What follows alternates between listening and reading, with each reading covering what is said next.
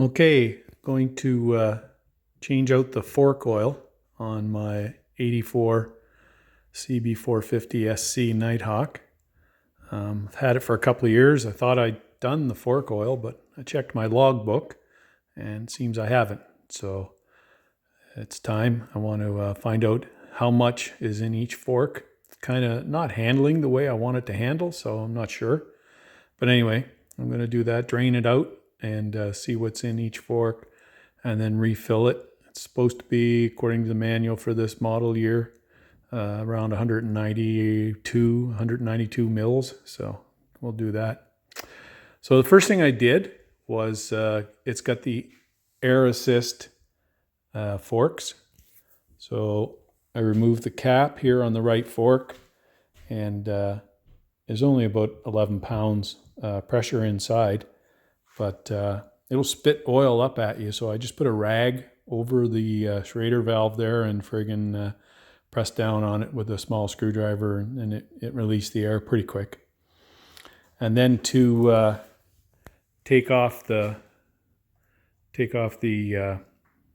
caps here to get the oil in, you have to remove the hose. So you do the left side one first. So this is a 14 millimeter. You loosen that off, get it out of the way. And then you got to remove, there's the nipple that goes in here. And I've got it out, it's over on the bench. And that's a 10 millimeter. And so I took that one out. And now this is free to spin. So I'll come over here and take it off of this right-hand cap. And that's a, what's that one? That's a 12 millimeter. So you get 3 wrenches to do. But like I say, you do the left one first because this swivels. So this allows you to get this off without having to twist the hose. Anyway, and then we'll get to taking off the tops. Not sure. I'm going to double check the manual. I don't know if they just spin off. I'm hoping. But we'll see, and I'll let you know. Okay, so I reviewed the procedure in the manual for taking the fork cap off, and what I used to get it off, because there's no sides to it that you can get a wrench or a socket onto, rather. So I just took a 17 millimeter wrench, and that fits right over it like that. And then I just took a steel bar that I have and put it through there and kind of slowly twisted it off. So one thing I did do was I did jack up the bike so that the weight was off the front wheel. And that allowed the spring to go out as much as possible. So that's the thing you got to watch out for. Even with the front weight off the front wheel, this will pop up. So it should be interesting to put it back in. And I'm not sure I'm going to be able to get it back in with the front wheel on and the forks in. I may end up having to take the wheel and the forks out just to get that back on, like put it on first and then put the spring in. So we'll see. We'll see. I may be able to get it to start threading without taking it apart. But now going to do the same thing here on the right one, and then proceed from there. I'll drain out the forks and see how much we got in each one and what the oil looks like. Just judging by, oh, and I did back off this pinch bolt too. I didn't take it out. I just backed it off. They're both 10 millimeters on each side. And anyway, I don't know if I needed to do that or not, but I did. And yeah, so we'll see what we got in there. But just judging by how hard it was to break some of these fasteners, I'm thinking this has never been done, or it hasn't been done for a very long time. How old is this bike now? 39 years old. So we'll see what I got in there for fork oil, if any, and what it looks like. I got a kind of a sneaking suspicion that it's going to come out looking kind of muddy, but we'll see. Okay, so I took the 10 millimeter drain plug out of the right fork, and just be careful. I should have held my little yogurt container up a little higher. It kind of squirted out before it started to go down, so just be cautious. It's going to squirt out.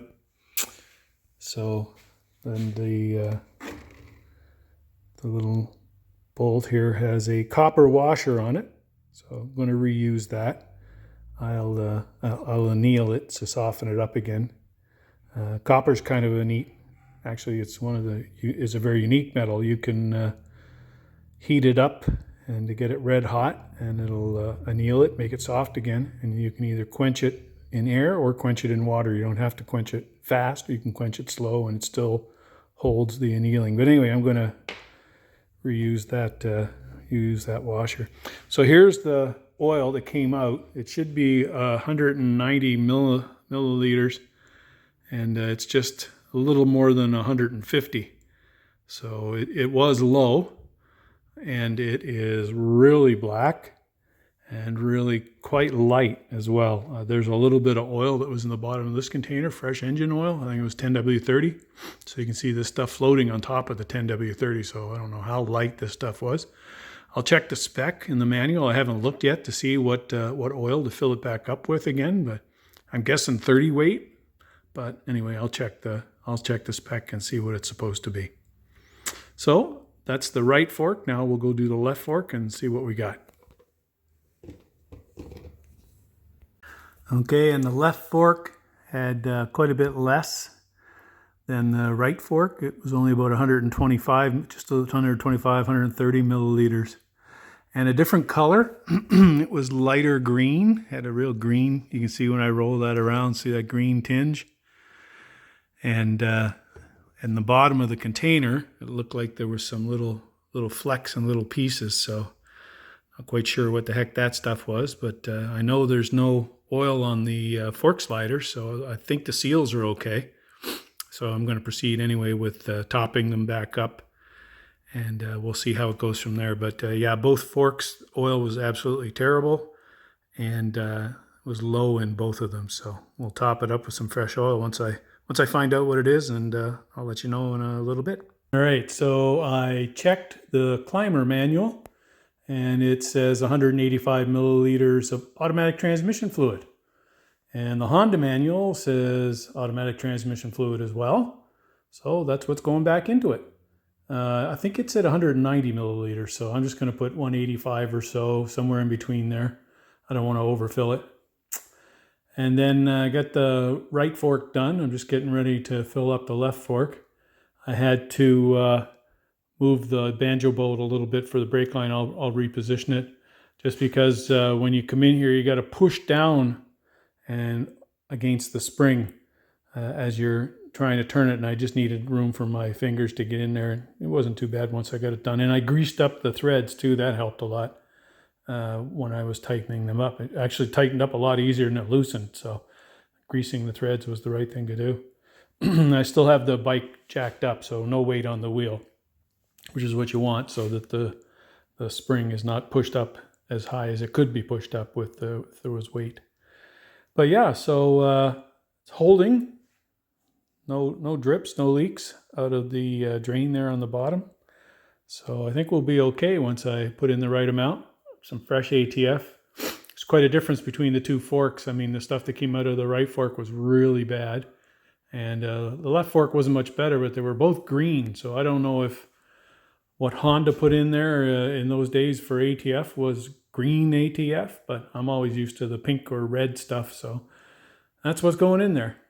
And that's it. That should do her.